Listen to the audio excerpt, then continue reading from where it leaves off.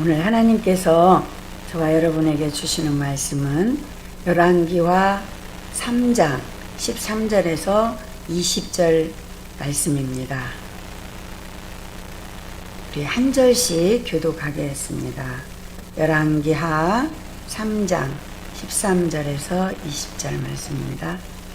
엘리사가 이스라엘 왕에게 이르되 내가 당신과 무슨 상관이 있나이까? 당신의 부친의 선지자들과 당신의 모친의 선지자들에게로 가소서 하니 이스라엘 왕이 그에게 이르되 그렇지 아니하니이다. 여호와께서 이 세 왕을 불러 모아 모압의 손에 넘기려 하시나이다 하니라.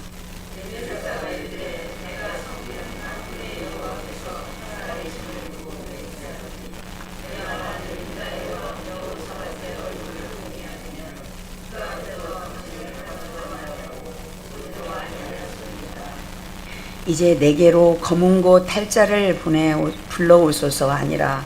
검은고 타는 자가 검은고를 탈 때에 여호와의 손이 엘리사 위에 있더니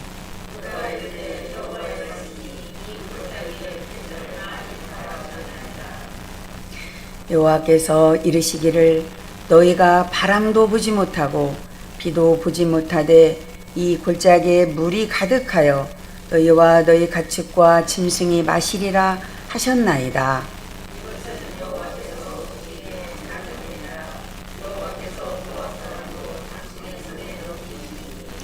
당신들이 모든 견고한 성읍과 모든 아름다운 성읍을 치고 모든 좋은 나무를 베고 모든 샘을 메우고 돌로 모든 좋은 밭을 헐리이다 하더니 아침이 되어 소재들을 때에 물이 에돔 쪽에서부터 흘러와 그 땅에 가득하였더라.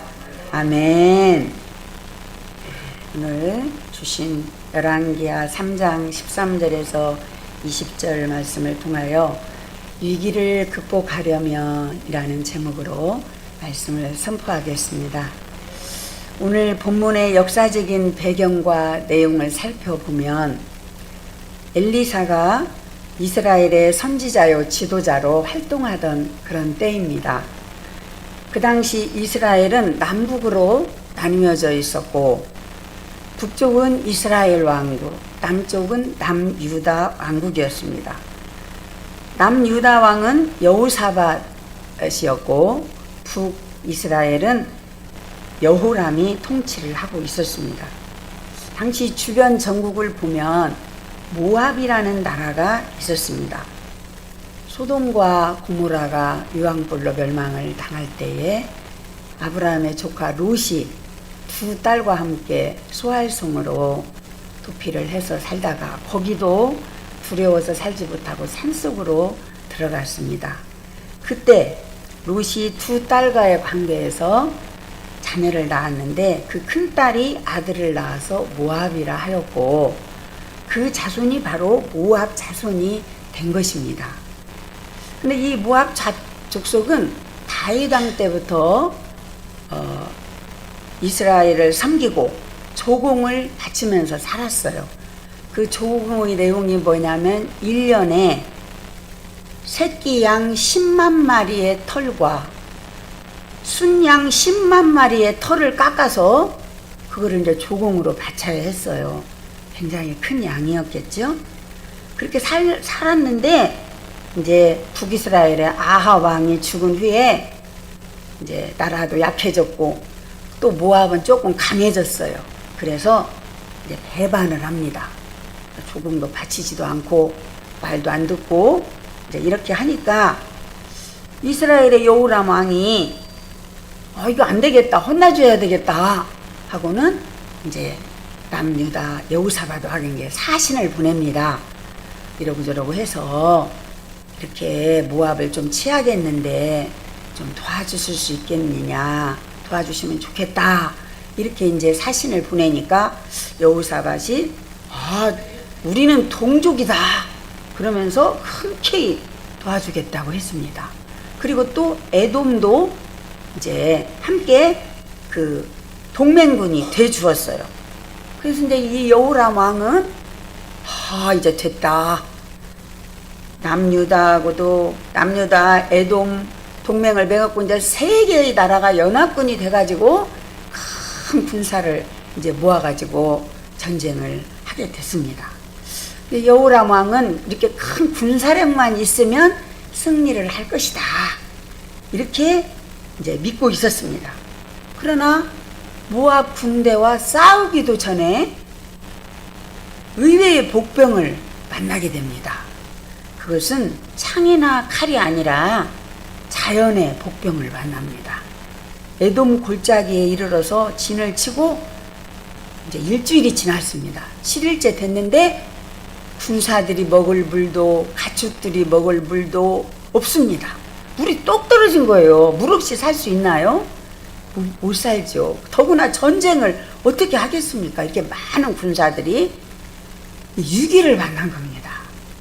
자, 그래서 오늘 본문 말씀을 통해서 우리가 몇 가지 중요한 교훈을 얻을 수가 있는데, 첫째로 위기를 만났을 때는 여호와 하나님을 찾는 것이 사는 길이라는 것입니다. 여호람 왕은 이 세 개의 나라가 전부 다 모압한테 이제 져서 다 죽임을 당하게 생겼다 하면서 이제 막 걱정만 하고 있는데, 그때 이 위기 앞에서 하나님을 잘 섬겼죠. 여호사밧 왕은 유다에. 그래서 남유다 여호사밧 왕이 여기 지금 여호와께 물을 만한 그런 선지자가 있습니까? 없습니까? 이제 이 여호람 왕한테 물었어요. 이 땅이 지금 이스라엘 땅이니까요. 그러니까 이제 신하가 여호와의 종이 하나 있습니다. 엘리야의 그 제자인 엘리사라는 선지자가 지금 이 땅에 있습니다. 데려올 수 있습니다. 이제 이러는 거예요. 그래서 막 가까운 곳에 있다고 했어요. 그래서 이제 데려오라고는 못하고 이 세 왕이 그를 찾아갔습니다.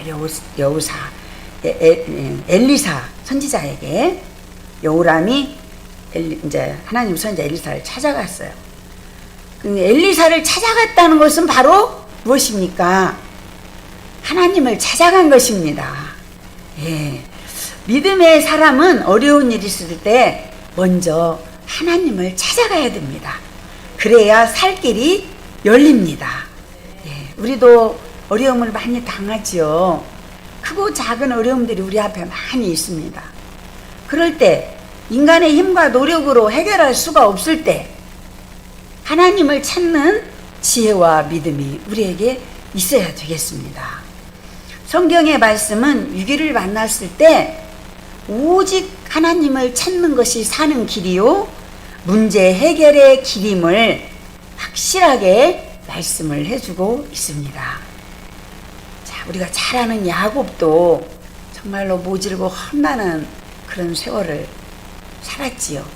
20년이 지난 후에 이제 가축도 많이 생기고 부인도 있고 자녀도 있고 이렇게 모아가지고 이제 금의 환영이라고 할 만큼 이제 고향에 돌아왔습니다. 그런데 그 후에 많은 어려움들이 있었어요. 에서가 죽일지도 모른다고 하는 그런 것도 있었고, 그런데 그런 것들을 다 피해 나갔는데 나중에 또 위기를 또 만났습니다. 그때 어떻게 했습니까? 이 왔을 때 하나님께서 모든 가족을 데리고 어디로 올라가라 하셨죠? 베델로 올라가라, 이렇게 말씀을 하셨습니다. 그 말씀에 순종한 야곱은 승리를 하였습니다. 처음에 야곱이 이 땅으로 돌아왔을 때 처음부터 베델로 갔더라면 그런 어려움이 없었을 거예요. 그런데 그 길을 버리고 다른 길로 다니다가 이렇게 어려움을 만났는데 결국은 베델로 돌아가서 그러한 모든 것들을 해결을 받게 됩니다.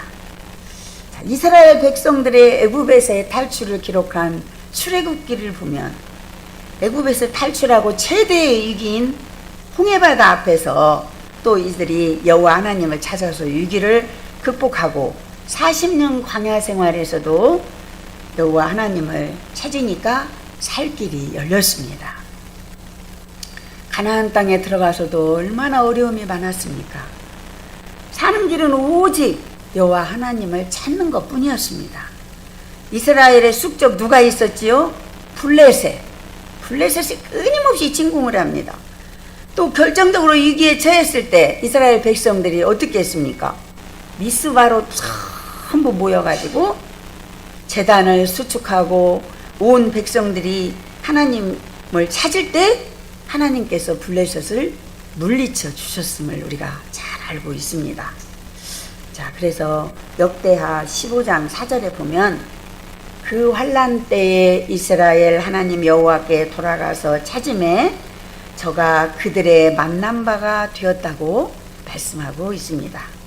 우리가 환난을 당했을 때도 하나님께로 돌아와서 하나님을 찾으면 하나님이 어떻게 해주신다고요? 우리를 만나주신답니다. 그러니까 우리는 무슨 일이 있으면 어떻게 하면 됩니까? 하나님을 찾으면 됩니다. 그러면 하나님께서 만나주시고 다 해결해 주십니다. 얼마나 좋습니까? 이런 백이 있으니. 아모스 5장 4절 5절을 보면 여호와께서 이스라엘 족속에게 이르시기를 너희는 나를 찾으라 그리하면 살리라. 너희는 여호와를 찾으라 그리하면 살리라 고 말씀하셨습니다. 이스라엘의 왕 여호람이나 유다 왕 여호사밧이 모압과의 전쟁에서 먼저 여호와 하나님의 사자인 엘리사를 찾았기 때문에 하나님의 도우심으로 승리하였습니다. 개인이든 가정이든 자녀 문제이든 먼저 우리는 하나님을 찾아야 되겠습니다. 자, 위기를 만나 하나님을 찾았을 때 둘째로 이 골짜기의 개천을 많이 파라는 응답을 들었습니다. 엘리사 선지자를 통해서 이 골짜기에 파라는 거예요. 자, 개천을 파되 골짜기에 파라고 했습니다. 그 골짜기는 어떤 골짜기였습니까? 절망의 골짜기였습니다. 시냇물도 흐르지 않았고 샘도 솟지 않았고 물이 말라버린 그러한 절망의 골짜기였습니다. 물 없는 골짜기는 사막과 마찬가지죠. 재구시를 못하는 골짜기입니다. 이처럼 재구시를 못하는 인생도 마찬가지입니다. 아무리 훌륭한 골짜기였다 할지라도 물이 없는 골짜기라면 존재의 의미를 상실해버렸다고 볼 수 있습니다. 아무리 훌륭한 학력과 가정과 배경을 가졌다 할지라도 그 사람의 영혼 속에 생명의 샘, 은혜의 샘, 구원의 샘이 흐르지 못한다면 그의 인생은 의미가 없는 것입니다. 물 없는 메마른 골짜기 인생입니다. 사람이 태어나서 공부해서 돈 벌고 출세하고 잘 먹고 잘 살기 위해서 사는 것은 아닙니다. 그런 것은 하나의 살아가는 과정과 방법일 뿐입니다. 성경은 말씀하기를 인생의 가장 고상한 가치는 첫째 뭐라고 했습니까? 하나님의 영광을 위해서 살아야 된다. 둘째로는 사람답게 사람다운 일을 하면서 사는 삶이다. 이렇게 두 가지로 말씀을 하고 있습니다. 중요하니까 한번 해볼까요? 자, 첫 번째, 인생의 가장 고상한 가치는 첫째, 하나님의 영광을 위해서 사는 삶. 영광을 위해서 사는 삶. 둘째는 사람답게 사람다운 일을 하면서 사는 삶. 사람답게 사람 일을 하면서 사는 삶. 이 두 가지 삶이 가장 고상한 삶이랍니다. 여러분은 모두 그렇게 살고 계시잖아요. 네. 우리는 우리의 메마른 인생 골짜기에 개천을 파야 되겠습니다. 호세아 10장 12절에 보면 너희가 자기를 위하여 공의를 심고 인애를 거두라. 너희 묵은 땅을 기경하라. 지금이 곧 여호와를 찾을 때니 마침내 여호와께서 오사 공의를 비처럼 너희에게 내리시리라 고 말씀하셨습니다. 가물고 메마른 우리 마음의 골짜기, 죄와 교만과 탐욕과 잡초로 우거진 골짜기를 갈아엎고 나면 하나님께서 의를 비처럼 내려주시겠다고 약속을 하셨습니다. 네. 그 다음에는 개천을 파되 곧자게 파라고 했고, 두 번째는 개천을 파되 많이 파라고 했습니다. 조금이 아니라. 이게 무슨 뜻일까요? 연합군이 마실 물이라면 골짜기에 개천을 파되 많이 파야 했겠지요. 예. 신학교를 다니다가 죽은 사람의 아내가 아들 둘을 데리고 가난한 살림을 꾸려가고 있었습니다. 이런저런 이유로 그 과부는 빚을 많이 졌습니다. 갚을 길도 없는 터에 채주가 빚을 갚지 못하면 두 아들을 빚 대신 데려가서 종을 삼겠다고 협박을 합니다. 이 딱한 사정을 그 과부는 당시 신학교 교장이던 엘리사 선지자에게 호소를 했습니다. 엘리사는 그 말을 듣고 네 집에 무엇이 있느냐 묻습니다. 기름 한 그릇 외에는 아무것도 없나이다. 그래, 그럼 너는 밖에 나가서 이웃에게 그릇을 빌려오되 조금 빌리지 말고 많이 빌려라. 그리고 그 빈 그릇에 기름을 부어 채워라. 그리고 그것을 팔아서 빚을 갚으라. 이렇게 엘리사 선지자가 말했습니다. 그래서 어떻게 했습니까? 빌려온 빈 그릇에 기름이 다 찼을 때 기름의 기적도 그쳤습니다. 은혜도 마찬가지입니다. 그릇만큼 받는다고 합니다. 물은 그릇만큼만 고입니다. 그러므로 우리는 먼저 큰 그릇이 되기를 힘써야 하겠습니다. 옹졸한 마음을 버리고 그저 늘 너그러운 마음, 넓은 마음을 가져야 되겠습니다. 네. 사도 바울은 주님의 사랑을 아주 입체적으로 설명했습니다.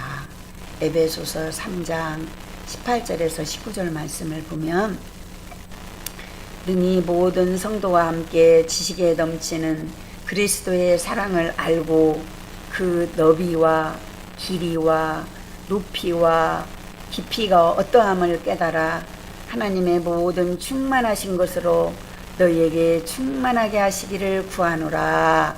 이렇게 말씀하고 있습니다. 하나님의 사랑은 측량할 길이 없다는 말씀입니다. 너무너무 커서 그 길이와 높이와 깊이가 얼마나 크고 넓은지 측량할 길 없는 그 하나님의 사랑을 말씀하고 있습니다. 자, 또 많이 판다는 말의 뜻은 힘껏 판다는 뜻도 됩니다. 많이 팔려면 힘이 많이 들겠지요. 예, 자연이 많이 파려면 막 힘을 써야 되고 땀도 흘려야 됩니다. 우리 신앙생활도 힘써야 합니다. 사도 바울은 로마서 12장 11절에서 부지런하여 게으르지 말고 열심을 품고 주를 섬기라고 했습니다. 열심히 힘껏 일하며 인생을 살아야 합니다. 그리고 주님을 위해서는 더욱 힘써야 되겠습니다. 자, 그러면 언제 파야 할까요?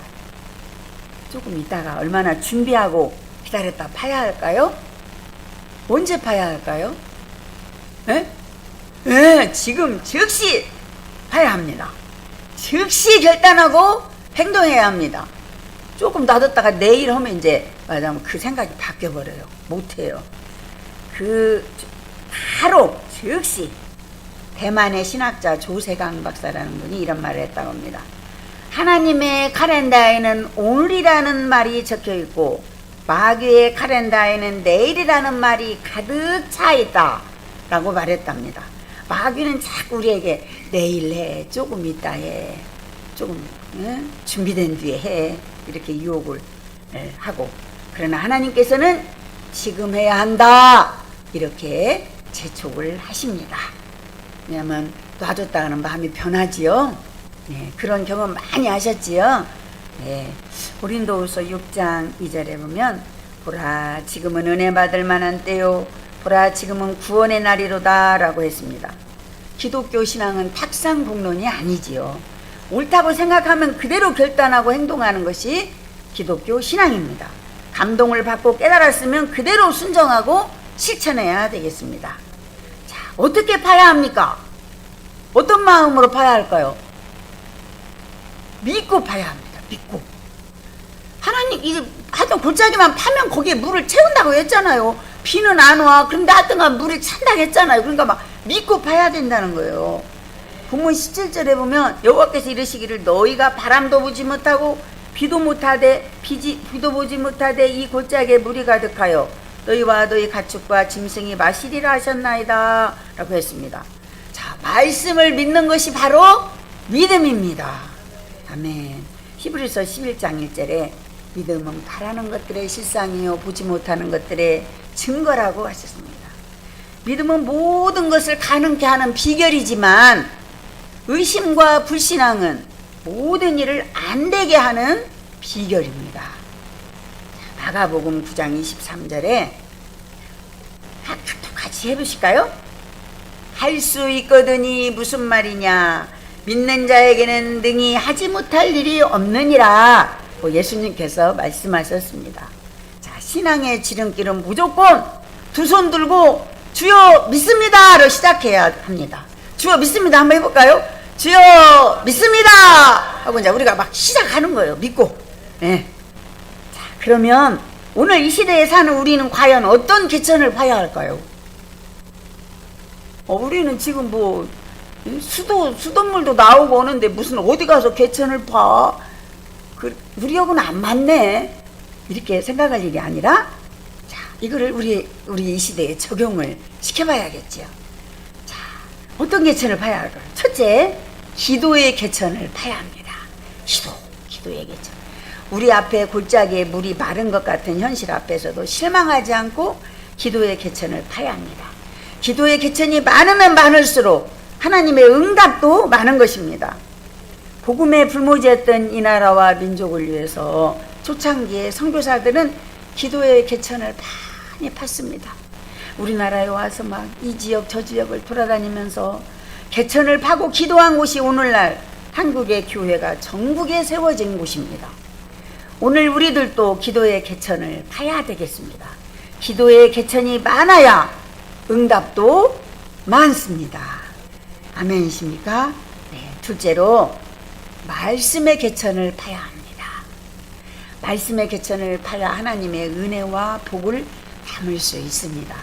말씀의 개천을 파서 은혜의 물줄기를 막 끌어와야 됩니다. 땅속에는 물이 흐르는 수맥이 있어요. 그래서 그 수맥을 잘 찾아야 우물을 팔 수 있지요. 마찬가지로 말씀의 맥을 찾아야 합니다. 그것이 말씀의 개천을 파는 것입니다. 자, 위기를 만났을 때 극복하기 위해서 첫째로 어떻게 한다 했죠? 하나님을 찾는다. 자, 두 번째는 주신 응답대로 개천을 많이 파서 말씀대로 순종한다. 순종했지요? 개천을 팠지요? 그다음 세 번째는 이렇게 순종한 결과 어떻게 됐습니까? 승리하게 되었습니다. 네. 자, 에돔편에서부터 물이 흘러와서 그 땅에 물이 가득하게 되었습니다. 바람이나 비를 보지도 않았어요. 근데 골짜기에 가득하게 흐르는 이 물은 어디서 온 물일까요? 이 물은 에돔의 저 동쪽에서 산악지대에 내린 비로서 전쟁하는 진영과는 거리가 멀기 때문에 비가 온 줄도 몰랐어요. 근데 물은 어떻게 하죠? 높은 곳에서 낮은 곳으로 흐르잖아요. 그래서 저쪽에 온 물을 하나님께서 이쪽으로 끌어오신 겁니다. 비가 온 것도 알 수 없었지만 전능하신 하나님께서 준비하셔서 흘러오게 하신 물이었습니다. 이처럼 이스라엘 백성이 수행하는 전쟁은 오직 배후에 역사하시는 하나님의 권능이 임할 때만 승리할 수 있다는 사실을 보여주고 있습니다. 이것은 오늘날 우리 성도들의 영적인 전쟁 역시 성령의 도움이 없이는 결코 승리할 수 없다는 것을 말해주고 있는 것입니다. 예, 물이 흘러온 시각은 아침 소제 드릴 시각이었어요. 아침 소제는 오늘날로 그러면 제사 예배 시간입니다. 아침 제사 드리는 시간과 물이 흘러내려오기 시작한 시간 일치한 것은 우연이었을까요? 우연이었나요? 아니지요. 하나님 앞에 우연이 어디 있습니까? 아닙니다. 여호와의 구원이 매일 드리는 제사와 아주 깊은 연관이 있음을 보여줍니다. 순종하면 이런 복을 받습니다. 골짜기에 개천을 많이 파야 합니다. 그리고 많이 파고 즉시 파고 믿고 파면 물은 하나님께서 채우시고 흐르게 하십니다. 그러므로 내가 물 걱정을 할 필요가 없는 것입니다.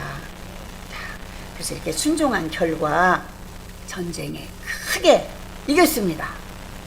자, 아침 소재 드릴 시간이니까 이제 아침 이른 시간이죠. 신선한 이른 아침 골짜기에서 넘쳐 흐르는 물 위에 해가 떠올랐습니다. 해가 이제 이렇게 물을 비추는 거예요. 자, 북쪽 600m 높은 그 절벽 위에다가 진을 치고 있는 모압 사람들이 저 높은 곳에서 밑에를 봅니다. 그런데 에돔 골짜기가 막 멀겋게 보이는 거예요. 모압 사람들이 해뜰 무렵 동쪽 골짜기 연합군의 진지 근처가 빨갛게 반사되는 것을 보았습니다.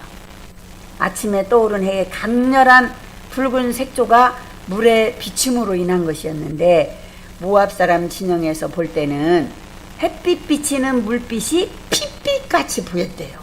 막 핏빛같이 빨갛게.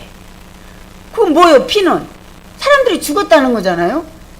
이것을 보고 모압 사람들은 이스라엘 연합군이 자중질환을 일으켜서 자기들끼리 막 서로 세 나라가 서로 죽여가지고 흐르는 피라고 착각을 한 것입니다. 네. 이들이 왜 이렇게 착각을 했을까요? 그만한 이유가 있습니다. 유다와 이스라엘은 지금 같이 전쟁에 나갔지만 사이가 좋았나요? 그동안에? 아니에요. 막 걸핏하면 다툽니다. 싸웁니다.